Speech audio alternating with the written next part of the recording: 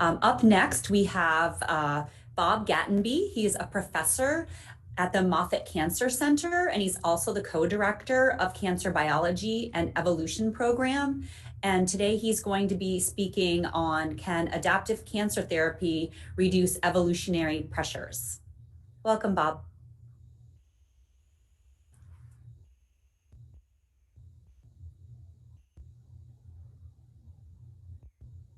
Okay.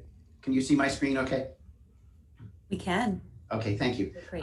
Since this is, thank you for inviting me, and good morning, everyone. And since this is a bit of a change of pace from the preceding talks, I'm going to do a couple of slides that are really kind of introductory overviews. The first thing I want to talk about is personalized medicine, in which the typical goal is to match treatment to a molecular target. And this is a beautiful example of this. This is a woman with metastatic lung cancer. The biopsy showed an EGFR mutation, a specific TKI was applied, and she had a great response. So terrific example of what personalized oncology can do. But as Anna Barker mentioned earlier today, the problem is that if you continue on with this treatment arc, you can continue to give the therapy and the tumor evolves resistance and progresses. The treatment fails ultimately. Oncologists typically view this second process as fatalistically, as something that's pretty much inevitable. And I would argue that the development of resistant phenotypes is inevitable because of the intense selection pressure applied to this large population of billions of cells. But that population, to become clinically significant, has to proliferate to itself become populations of billions of cells so that they can be visible and clinically important. And that proliferation is governed by Darwinian forces, evolutionary dynamics.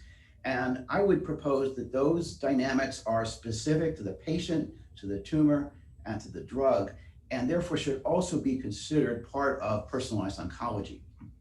The second general topic is to view cancer treatment as a game, as a contest, in this case, between the oncologist who plays the game by applying some kind of therapy and the cancer, which plays the game by by developing some kind of adaptive strategy to the treatment. If you do a game theoretic analysis, the oncologist actually has two large advantages. First, he or she plays first. These are called Stackleberg Dynamics or leader-follower games, and it's the equivalent of playing the white pieces in chess. Essentially, the cancer cannot evolve until the oncologist has applied a therapy, because the adaptive strategy to each therapy is going to be entirely different. What I think is a more important advantage is that the oncologist is sentient and the cancer is not. The oncologist can play dynamically, changing the therapy, planning for future therapy, while an evolving cancer population can never anticipate the future. It can only adapt to current and local conditions. So when we view classic cancer therapy strategy in that context, the typical approach is that you apply a single therapy continuously until progression, so you can get a tremendous response, even to the point where it's NED, meaning that there's no evidence of disease. And what they do is continue to apply this therapy, only changing therapy when progression is visible. So by giving the same drugs repeatedly over multiple cycles, the oncologist never changes his or her strategy, and the cancer does not need to change strategy. The cancer can simply play the same response each time, even though that it's the follower. The second problem is that by changing therapy, only when the tumor progresses, the oncologist cedes control of the game to the cancer. So now the cancer is leading the game, the oncologist is following. So if you translate this into kind of classic clinical medicine, which again, typically same drug, multiple at maximum tolerated dose until progression. And so we start with a cancer population that's mostly sensitive, but has a small subpopulation that's either resistant beforehand or can evolve very rapidly resistance upon the application of treatment, maximum tolerated dose is gratifying because it greatly reduces the size of the population. You can see here on the CAT scans. But the problem is that it applies intense selection pressures for resistance, and it eliminates competitors. And so by simply applying the same treatment over and over again, all you do is give the cancer, the resistant population, time to expand. And so I would propose that standard oncology practice, again, continuous cycles of the same drugs at MTD until progression, is usually evolutionarily unwise. It's not always. There are circumstances when that can actually be the best approach, but frequently it is not. One strategy that's been developed to use evolutionary dynamics in therapy has been called adaptive therapy, and very simply, we begin with the same population we had before, and we apply a therapy, but this time the therapy is not maximum tolerated dose, it's really the minimum necessary. The idea is that you knock down this population, but you do not, but you deliberately leave behind a significant population of cells that are sensitive to therapy. You then withdraw treatment. The tumor populations will regrow, but in the absence of therapy, the sensitive population, because it does not have the phenotypic cost of the resistance machinery, is fitter and will tend to reduce the growth of the resistant population. So you get recurrence of tumor. The tumor progresses back to where it was in the first place, but you also recapitulate or nearly recapitulate the frequency of the different populations. You can apply therapy and you can do this again and again. The idea is then limited administration of therapy to maintain sensitive population, and then withdraw therapy to allow the normal cells, the sensitive cells, the cells that you can control, to control the resistant cells, which are the cells you cannot control. I'm going to go nerd on you here for a minute. Here we're viewing treatment as a forcing function.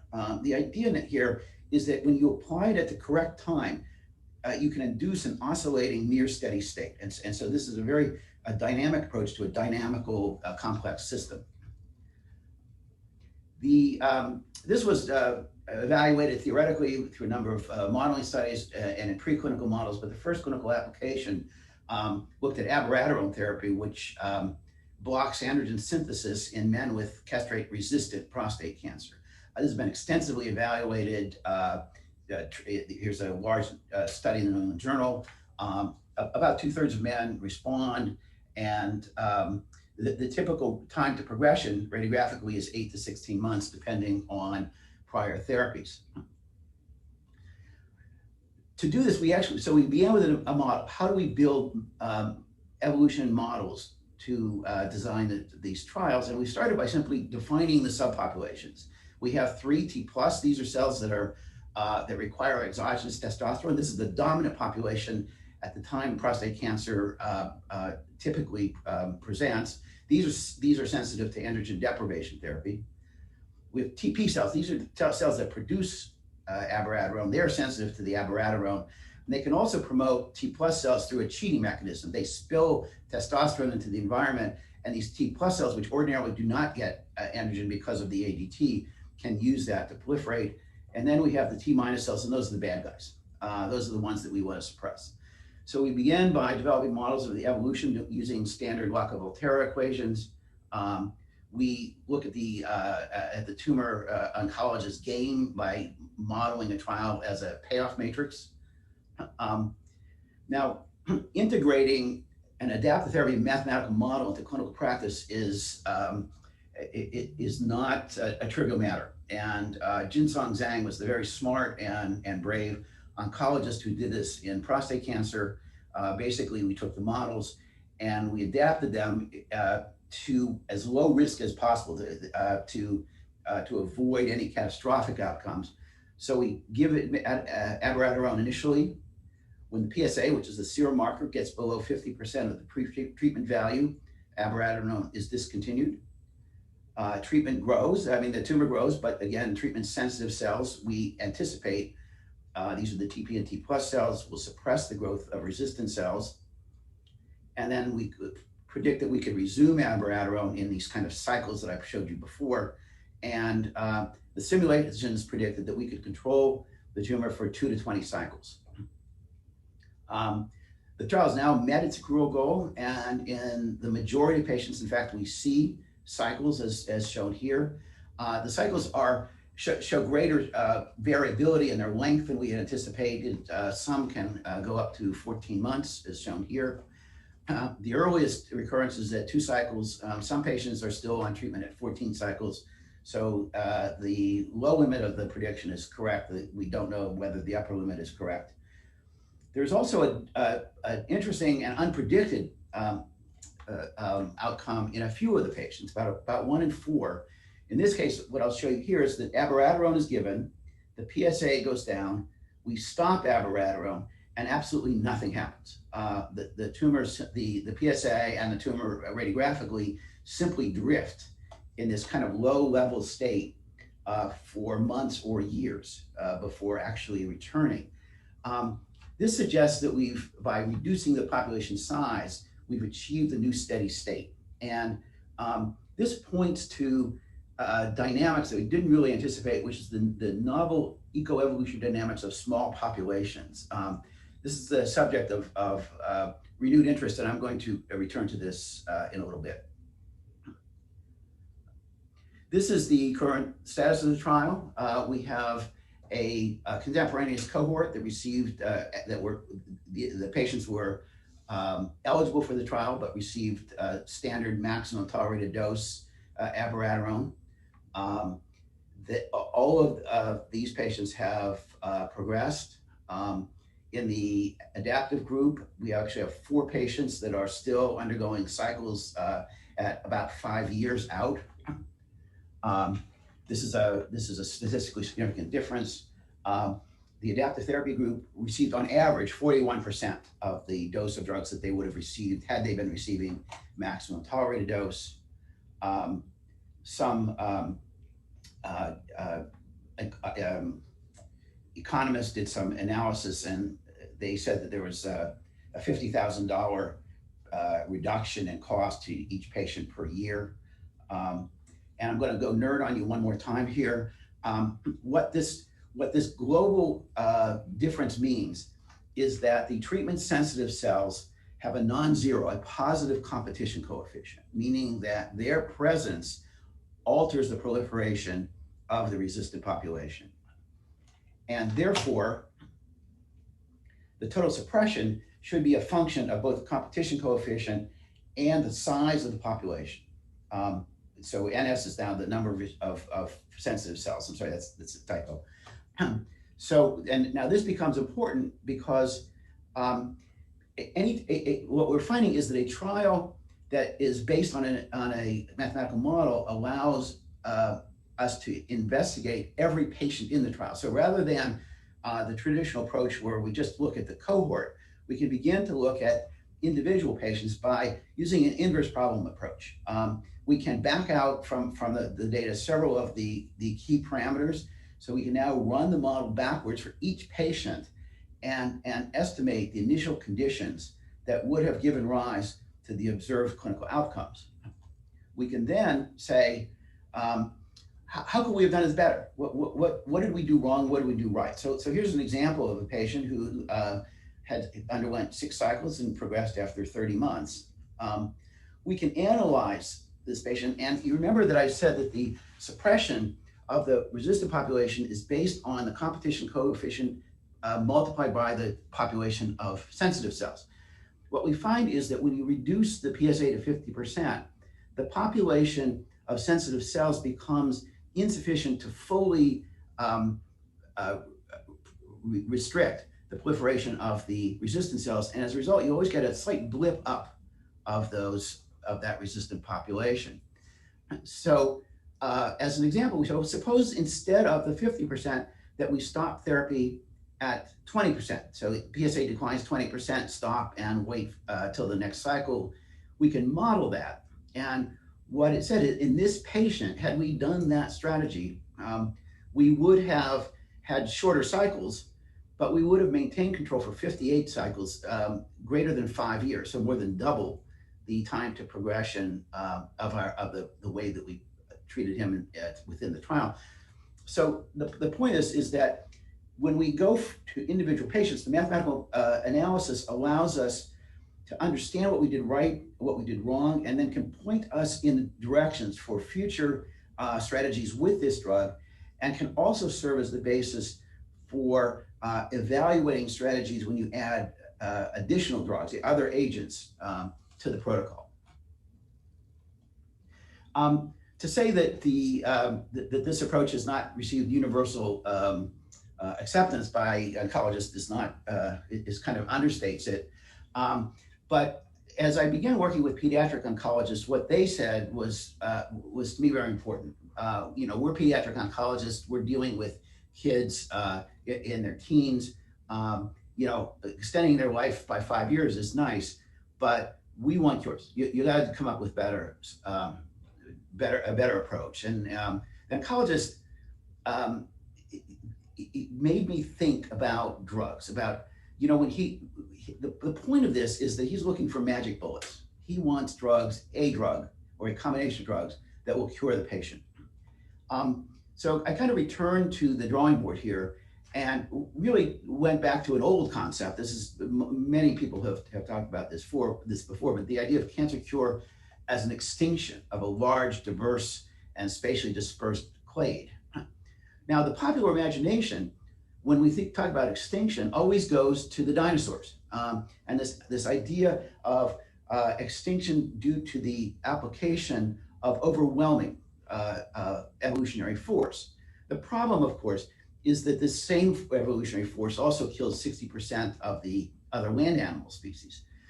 So brute force as an extinction strategy is always limited by indiscriminate effects. So current therapy, arguably, is one that mimics this. The application of maximum tolerated dose, huge force, but it's always limited by toxicity to normal cells. And so the question was, is there an alternative? And I was particularly interested in this idea that we've actually changed the dynamics of this system by simply reducing the population. So in the Anthropocene era, because our species has killed off so many other species, extinction dynamics have been revisited because we've been able to study them quite extensively. And a good example is the intentional anthropogenic extinction of the Galapagos goats. The goats were an invasive species. They proliferated populations in the perhaps 300,000, and they began to crowd out the native species of the Galapagos Islands. And so an international decision was made to eliminate this population. The strategy that was used was to put sharpshooters with automatic weapons in helicopters who simply rode over the herds and gunned them down. There was a problem though, and that was that the goats adapted. Some goats became very sensitive to the sound of helicopters or of trucks that were bringing the sharpshooters, and they would hide. They would run into the woods and hide. And so this population persisted despite this massive effort, and actually began to proliferate. So they had the same strategy, and they used a Judas goat. Judas goats have a radio collar on their neck. They have been neutered. They're female goats. They put a lot of hormones on them. They send them out. They end up congregating with these small populations, allowing them to locate them and ultimately kill them. This is typical of what we see in anthropogenic extinctions. There's a first strike in which the population is reduced, its size and heterogeneity is reduced, but it does not in itself cause extinction. A second strike is focused on small population dynamics. So a Judas goat strategy with a large population would have been totally inadequate, but in a small population, it worked very well. And so here's a key principle. Anthropogenic extinctions, unlike the dinosaurs, are multi-step and multi-cause. And none of the perturbations that cause the extinction can, as a single agent, eradicate the species. So how do we translate that into cancer therapy? And so one of the ways to do it is to consider this theoretical model of the extinction vortex. And this is multiple perturbations that becomes synergistic and self-reinforcing. So our hypothesis was that small population dynamics, which are relevant in adjuvant neoadjuvant therapy and following initial response to non-curative therapy, may be exploited to increase the probability of cure. So if we take a theoretical model, so this is something like, and there are clinical scenarios where this sort of thing can happen. You give simply a therapy, it's extremely effective. It actually drops the population to below its clinically evident, so it's NED, no evident disease. But historically, we know that if we just continue this therapy, that the tumor progresses. And an example might be androgen deprivation therapy in castrate-sensitive prostate cancer. Extinction vulnerability, though, is actually greatest when this population is smallest, when it's not visible. If you treat later, as is typically the case, the population is both larger and more heterogeneous. The probability of causing extinction at that point is virtually zero. By waiting until the cancer becomes visible, you've lost your opportunity. And so standard cancer therapy, a typical measurable tumor is in the 2 centimeter diameter range. There's billions of cells. So even if we were to take that approach, therapy until you can just barely see the tumor, you can see that the difference in the heterogeneity of the population is significantly greater, still probably too late. The other point is that the ideal second strike is not a single agent, as is typically used here, but probably multiple agents applied sequentially. So lessons from anthropogenic extinctions for cancer therapists: kick them when they're down. Right now we're very polite if we can't see the cancer, even if we know that historically it's high probability that that the cancer is still there and is going to recur. We tend to give the same treatment.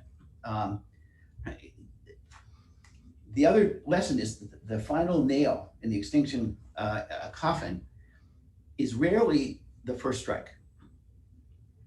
So let's think about a typical arc of a patient with prostate cancer. This is PSA, or tumor volume, some measure of PSA. The initial approach for castrate-sensitive disease is androgen deprivation therapy. You typically get a tremendous response and marked reduction of PSA, either into the normal range or even undetectable. And the convention is to continue androgen deprivation therapy until PSA goes back up, and then second-line therapy is applied. So this is where we do second-line therapy. If you want to cure this cancer, I would propose you give second-line therapy here, when the cancer is not visible, but when you know small populations persist. Well, this may sound unusual or a change in convention for adult oncologists. It's actually quite familiar to the pediatric oncologist. It's actually the curative therapy for acute lymphocytic leukemia that's been developed by the pediatric oncologist empirically over the past decades. They start with an induction therapy. At the end of the induction therapy, in most patients, there's actually no tumor left in the bone marrow or blood, but they know historically that the tumor always returns under those circumstances. And so rather than continuing the same treatment or not treating until the tumor comes back, they begin a sequence of different therapies as the equivalent of second strikes. So lacking magic bullets, I would propose that cure may still be achievable through strategic combinations of regular bullets. Moffitt has, this requires integration of evolutionary biologists and mathematicians. Moffitt has actually established an evolutionary tumor board. Although it's run by oncologists, it includes mathematicians and evolutionary biologists who get together with the oncologists before the meeting, develop mathematical models. You can see those in the background here, and then use simulations that are then presented at the meeting to predict outcomes from different treatment strategies. actually in this group, there are actually 3 evolutionary biologists, and at the time, we're talking to the patient. And with that, I thank you for your attention and for inviting me, and I'm happy to take questions. Bob, that was, as always, fantastic, and thank you. Um, so, the first question would be, how do you tell the difference between a patient you should treat with adaptive therapy versus extinction therapy? Because the two approaches almost are mutually exclusive. Yes, I agree. I don't know. Our first clinical trial is actually had just opened, is in metastatic pediatric rhabdomyosarcoma. So I think everyone would agree that in a teenager that that treating for cure would be most reasonable. In a 75-year-old man with metastatic castrate-sensitive prostate cancer, where I think we could probably keep them going with adaptive approach for years, it would seem like trying to be aggressive at that point would be a poor idea. So I think it really has to be defined, and that's if as a principle, the outcome of therapy that's desired needs to be clearly defined by the physician and the patient so that they agree on this. And where this has been applied so far has been typically in young patients. We have some young women with metastatic lung cancer that have kids at home and want to, and young men with breast cancer. So clearly that group, which can withstand what would be a relatively intense therapy, are a group that I would do. And the other ones, however, though, as I think as the older you get, the more likely it is. I think we could use adaptive therapy or some other evolution-based therapy to prolong response to existing treatments and just give them a high quality of life for a prolonged period of time. So you view sort of the adaptive therapy framework as a sort of a strategy for chronic disease, making cancer a chronic disease like diabetes, yes, for example, whereas extinction therapy is going for the cure. Do you think that so in the example of pediatric leukemia, you're talking about a clonal disease that's less heterogeneous, for example, than most adenocarcinomas. So it's in some ways not surprising that and sort of that multi-drug therapy works. How do you differentiate between leukemia versus solid tumors here? They're very different, of course. I'm not, the pediatric leukemia may be less complex, but it's no less aggressive than adult cancer. I mean, it behaves in many ways like adult cancers in the sense that you give these poor kids massive amounts of therapy. You can get the tumor under control, but if you don't continue, it doesn't. It will come back. So they exhibit evolutionary dynamics similar to the ones that we see in adults. So I think it's feasible, but there's a lot of differences. So for example, in adult cancers, we have the opportunity to use angiogenic therapies and that perhaps aren't going to be useful in a bone marrow disease. So I think all I can say is that we have to kind of see what happens. Prostate cancer is our second trial for extinction therapy. So we'll see if it happens.